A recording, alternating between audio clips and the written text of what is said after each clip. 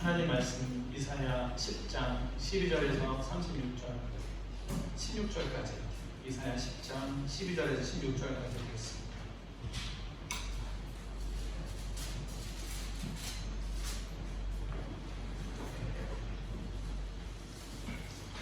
이사야 10장 12절에서 16절입니다. 제가 공독해 드리겠습니다. 그러므로 주께서 주의 일을 시온산과 예루살렘에 다 행하신 후에 아수르 왕의 완악한 마음의 열매와 높은 눈의 자랑을 벌하시리라. 그의 말에 나는 내 손의 힘과 내 지혜로 이 일을 행하였나니 나는 총명한 자라. 열국의 경계선을 걷어치웠고 그들의 재물을 약탈하였으며 또 용감한 자처럼 위에 거주한 자들을 낮추었으며 내 손으로 열국의 재물을 얻은 것은 새 보금자리를 얻음 같고 온 세계를 얻은 것은 내버린 알을 주움 같았으나 날개를 치거나 입을 벌리거나 지저귀는 것이 하나도 없었다 한도다. 도끼가 어찌 찍는 자에게 스스로 자랑하겠으며 톱이 어찌 켜는 자에게 스스로 큰 체 하겠느냐. 이는 막대기가 자기를 드는 자를 움직이려 하며 몽둥이가 나무 아닌 사람을 들려함과 같음이로다. 그러므로 주 만군의 여호와께서 살찐 자를 파리하게 하시며 그의 영화 아래 불이 붙는 것 같이 맹렬히 타게 하실 것이다. 우리 또 8월 첫 주 소리 인사하겠습니다. 하나님은 당신을 사랑하십니다. 하나님은 당신과 함께 하십니다. 하나님은 당신을 통해 영광 받으십니다. 나를 향해서 우리 고백 선포하기 바랍니다. 하나님은 나를 사랑하십니다.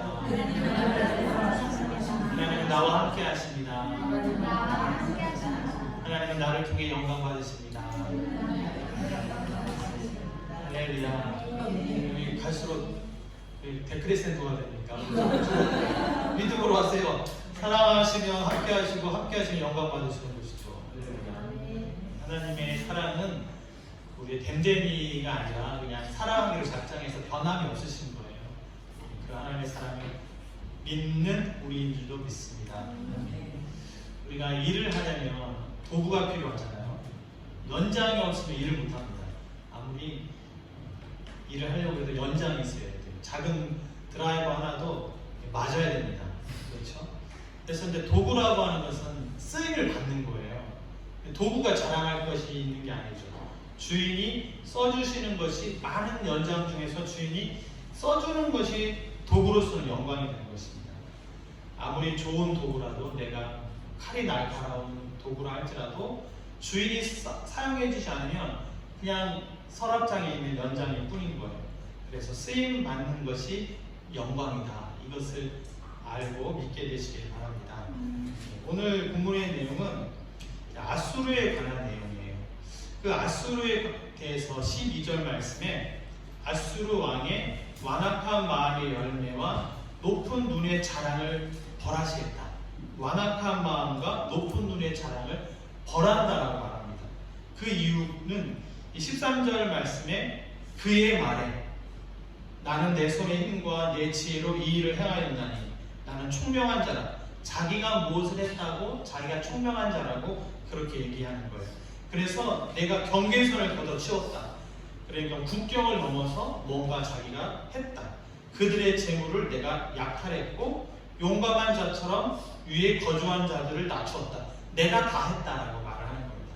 14절에도 내 손으로 시작하죠. 내 손으로 열국의 재물을 얻은 것은 새의 보금자리를 얻은 것 같고 우리가 새의 둥지 얻을 때 어렵지 않게 얻을 수 있잖아요. 그런 것처럼 나는 이 세계를 버린 알을 주음같이 나는 아주 쉽게 했다. 내가 이거 하려고 할 때 아무도 나를 방해하지 못했다. 새의 둥지를 얻을 때 어떤 새가 지저귀거나 그런 것도 없이 나는 너무 잘했다. 그래서 13절에도 그의 말에 14절에도 내 손으로 무엇인가 자기가 했다라고 하는 것이 지금 아수르의 마음과 말에는 들어있다라고 하는 것이죠. 사실 아수르가 이스라엘을 점령했던 것은 아수르의 뛰어남이 있었지만 그것은 하나님이 아수르를 사용하신 것입니다. 이스라엘이 잘못했다고 하는 것을 깨닫게 하시려고 아수르를 사용하신 거예요.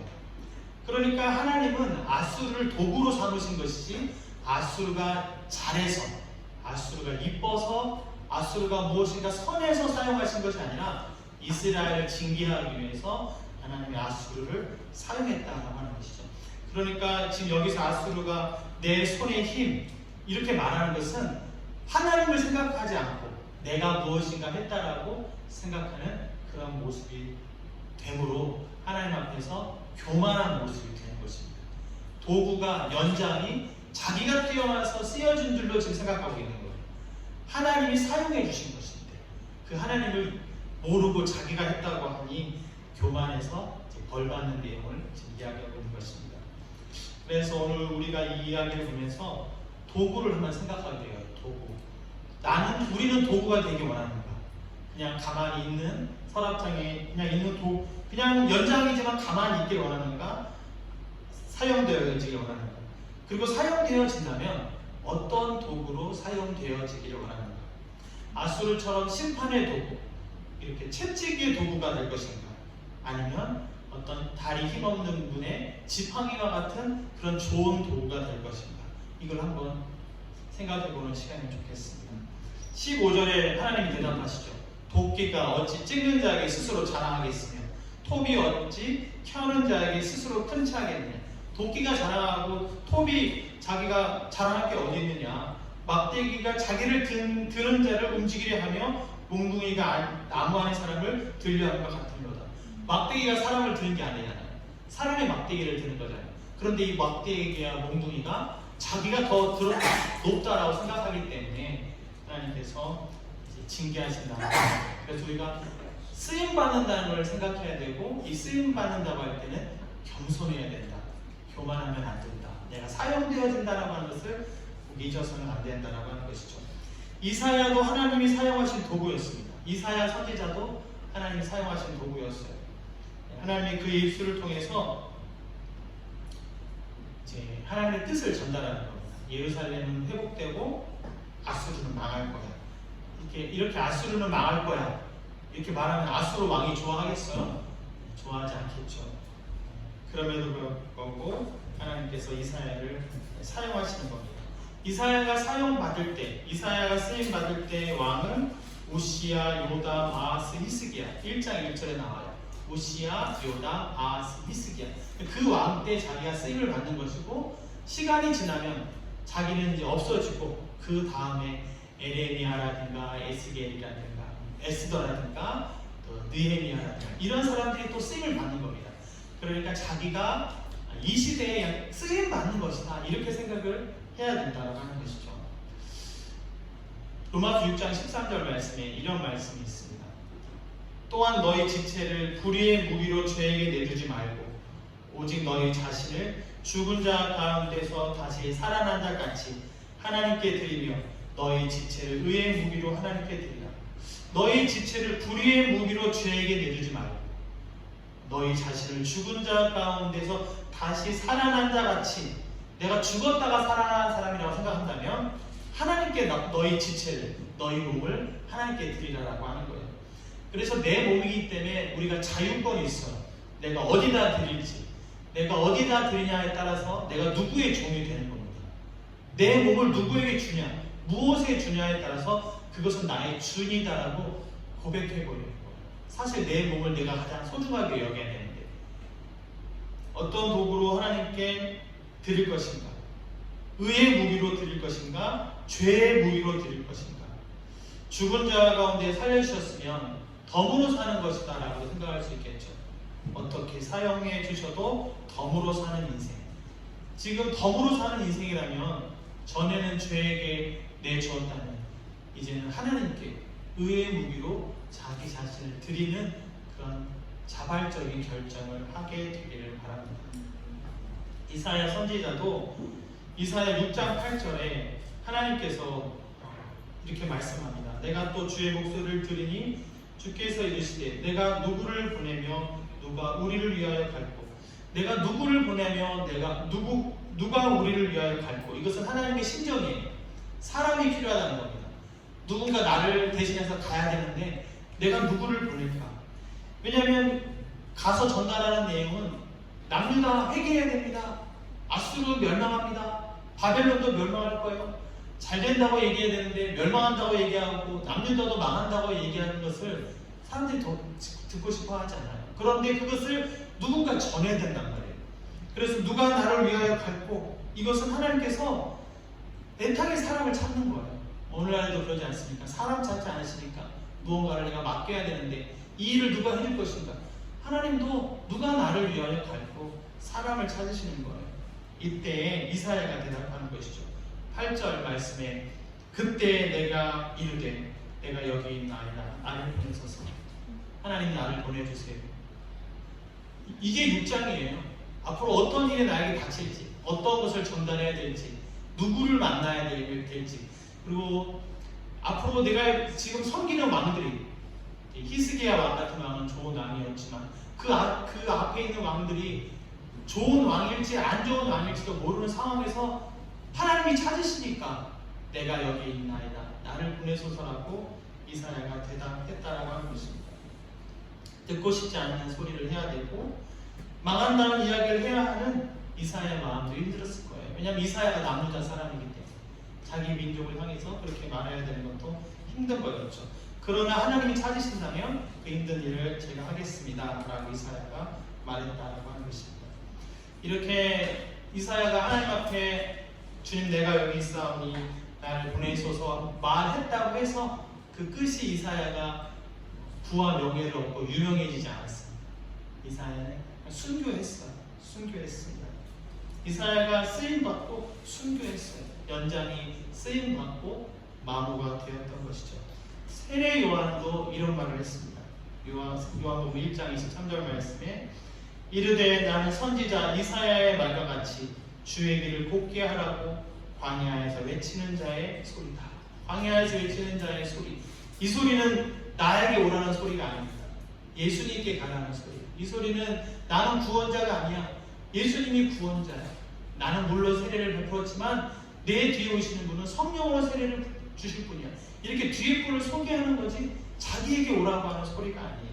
이렇게 소리를 낸 세례 요한, 나중에 세례 요한은 참수를 당합니다. 목이 잘리는 참수를 당해서 세례 요한도 순교하게 돼요.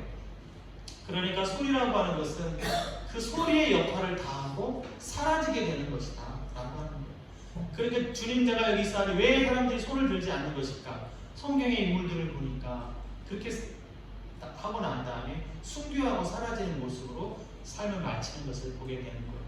그래도 하나님은 찾으시는 거죠. 누군가 주의 길을 예비할 사람, 앞에서 예비할 사람을 찾으시는 거예요. 뒤에서 주인공이 올 때 앞에서 그 길을 밝히는 그 사람을 하나님이 찾으신다라고 하는 거예요. 소리가 있다가 사라지는 것처럼 자기 역할을 다하고 사라져도 상관이 없겠다.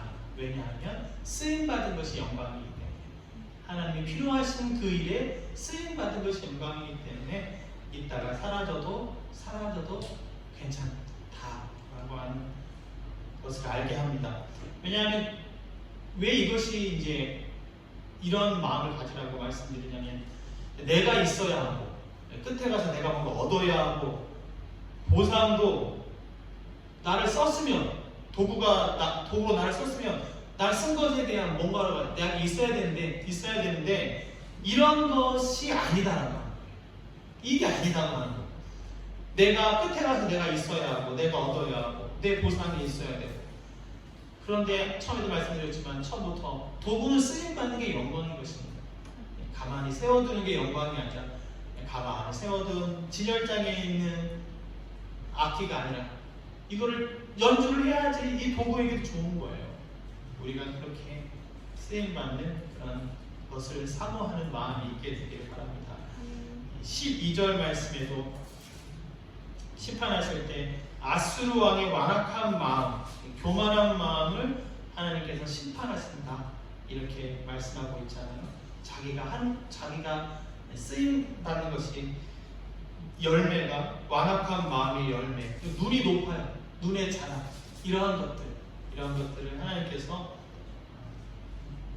책망하신다고 하는 거예요. 그래서 우리가 쓰임을 받고 있다면 자기의 눈에 자랑이 아니라, 완악한 마음의 열매가 아니라 하나님께서 나를 사용하신 것에 대한 감사가 우리 마음에 충만하기를 바랍니다.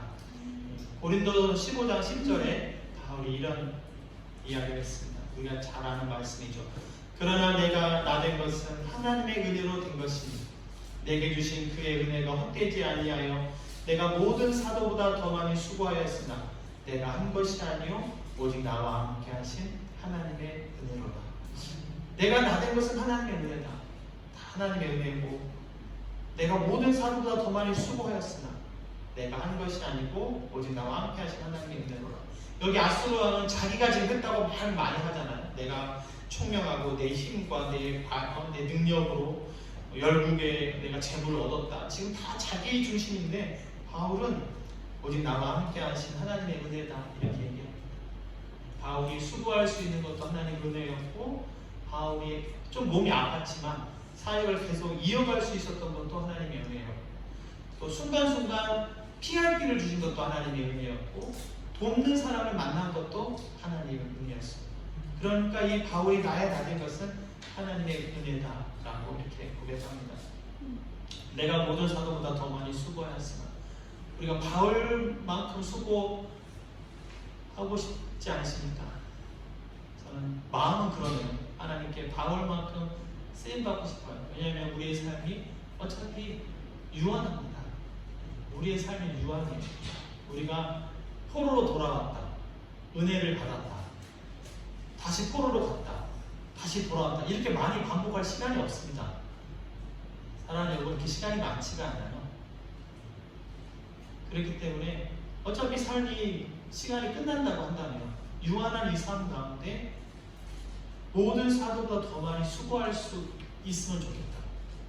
건강이라든지 환경이라든지 만남이라든지 그게 계속 이어져야 수고를 하는 것 아니겠습니까?